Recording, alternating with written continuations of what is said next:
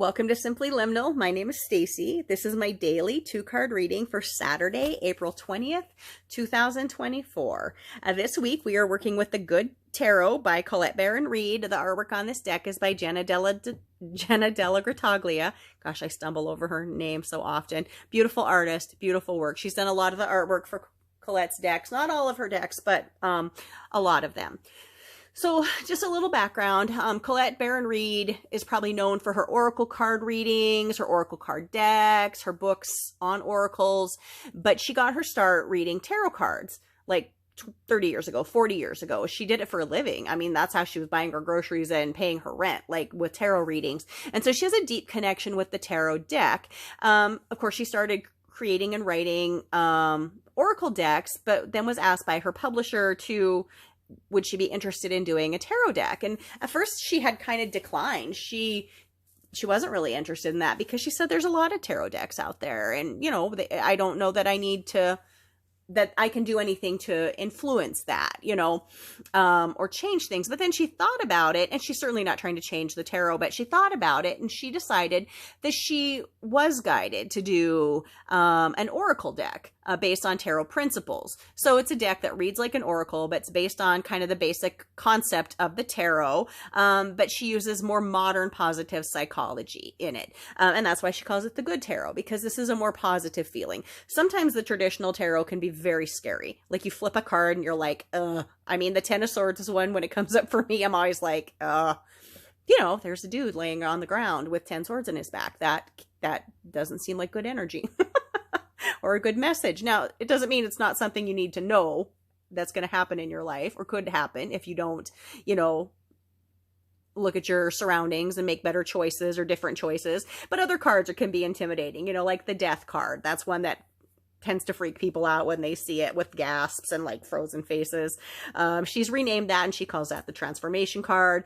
Another one that really kind of pinches people up a little bit is the Devil card. She just calls that the Temptation card in this deck. Another one that has a little kind of a sketchy energy is the Moon. These are in the main 22 cards. The Moon is, I mean, I love it. I think it's a beautiful card. I'm drawn to the Moon and the Knight, but it's one of those kind of shifty, sketchy messages also. So anyway, she still calls the Moon in this deck. But another thing that she did in this deck is she changed in the suit cards or the court cards, she changed the Knight to a messenger, giving it kind of more of a modern feeling because, you know, there's not a whole lot of knights running around in the world anymore. So here's the deck. It's 78 cards. It's a big deck because it's like traditional tarot numbers and bigger cards. So sometimes I struggle to shuffle these. So hopefully I don't fling them all over the place in like 78 card pickup. But as always, I open up a circle of light and love and protection around myself in this reading that extends to anyone who watches these readings, no matter when that may be, whether it's today, tomorrow, next year, 10 years from now, God willing, if these videos are still up and YouTube is still a platform. I mean, who knows in this world that we're living in, but hopefully my channel will still be here. I don't plan on taking anything down, so as long as I'm around, the channel will be around. So we'll look at 2 cards as we always do. I look at the energy of the day, which is the force that's directed towards us from the universe. That's kind of around our periphery. And then the focus is our intention, our effort, or our response that we put back into that energy. So let us look at our energy card. Okay. And then let us look at our focus card. All right. So let us see what we got. I will read, if this is a suit card, I will read kind of what she intends for the energy, or how she's shifted the names a little bit. That's another thing she did with this deck. She kind of moved aside the swords, the wands, the cups, the pentacles idea, and just went with the 4 directions that connect to those symbols, calling these suits air, fire, water, and earth. So I'll read how she views those suits, okay? And I'll read from the book, the meaning that she has written, because this is an oracle deck more than a tarot deck. And so I really think the words that she's channeled through and chosen are very important to our reading. So let us look at our energy card for today. Oh, there's the moon. I was just talking about the moon. And it's really shining. There's light shining on the moon. I can't make this up. It's such a weird, funny, beautiful spiritual world that we are in. But here's the moon card. I was just talking about how it's a little sketchy or shifty. Now, that's traditional tarot. She has kind of a different idea about these. So we'll talk about the moon. This artwork is gorgeous, as always. We have, obviously, the moon in the background, but of the trump cards, these are called the 22 trump cards. This is one of the ones that also has sort of a darker, shadowy kind of meaning traditionally. So this is the 18 card. Let me find it here. She says the moon, and the meaning on this card, sorry about the shadow, is illusion. I may not see the workings of spirit in the invisible realms, but I know there is great activity behind the scenes. It is important to trust the mystery and remember that the material realm is an illusion. Current conditions are not necessarily a reflection of the truth of what's really going on in the present. Great opportunities lie in the shadows, awaiting the perfect time for illumination. So I love this reading. This feels more mystical than maybe a traditional tarot card, but it feels like there is something waiting for us in the shadows. And it's not something scary. It's something that we need and something that's going to help us grow. And it's just waiting to step out into the illumination of the moon. And the moon is beautiful. A full moon can illuminate the night in gorgeous ways. And of course, that moonlight is reflected sunlight. So there's always a hint of the sun in the moonlight, the positivity and energy and growth of the sun. So this is our energy today. Illusion, yet knowing that great opportunities lie in the shadows, awaiting a perfect time for illumination. So that is our energy for the day. Let's look at our focus and see kind of how we're going to work with this energy today. So we have the Ace of Earth. The aces are always positive. They are always like a new beginning. We are going.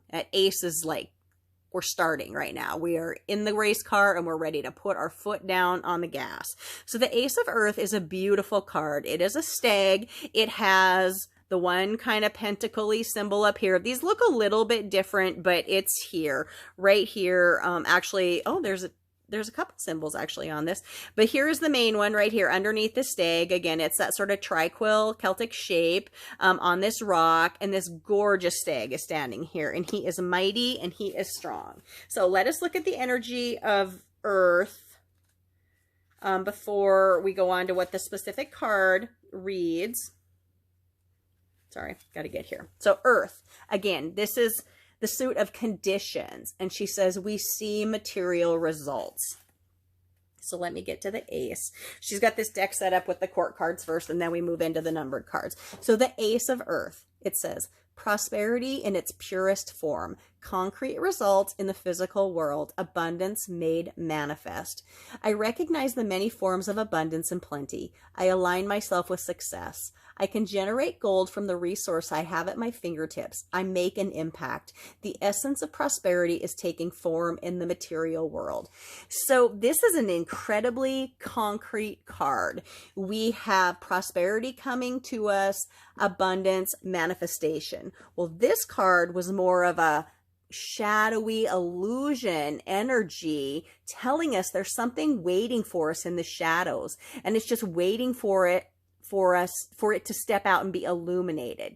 And then the energy or the focus then that we put into that is very concrete results with abundance as our answer. So I think this is an interesting day, but I think it's also a day where we need to put a little bit of effort into making this illusion this imagery in the shadows step forward so we can see what that gift is that needs to be illuminated and make it happen. So I think we just need to be a little bit focused and a little bit grounded. Whenever the earth cards show up in this deck, I feel like this is a good time to ground.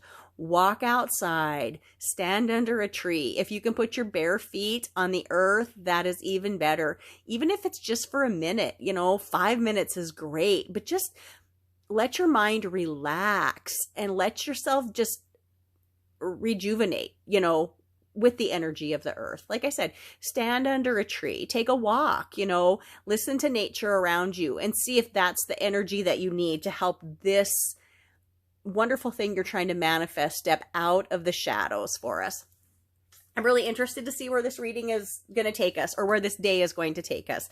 Beautiful reading, beautiful deck from Colette. I hope you found this reading helpful. I hope you've connected with it in some way. I would love to hear what you're thinking about the reading or the deck. She's got so many beautiful decks. This reminds me of her spirit animal oracle. She has a stag on the front of that. It's a different stag, obviously, but the artwork is also by Jenna Della Grataglia, and it's beautiful, beautiful work. Please like, please subscribe, please share these readings, please leave me comments. I would love to hear what you're thinking about these readings, and I would love to interact back with you, to get a vibration of what you're wanting to see or what you're connecting with or what maybe isn't working for you. I'm really interested in knowing that, to try to make this better, to try to help the collective in bigger and better ways, to spread these messages that come through oracle cards from spirit, from our creator, from God, whatever word or name you want to use for our great creator. This is also messages from your soul, or your spirit guides and guardians. They're trying to tell us something to help us become more. So I would love to hear what you have to say. Thank you so much for visiting Simply Liminal with me. My name is Stacy. Have a wonderful day.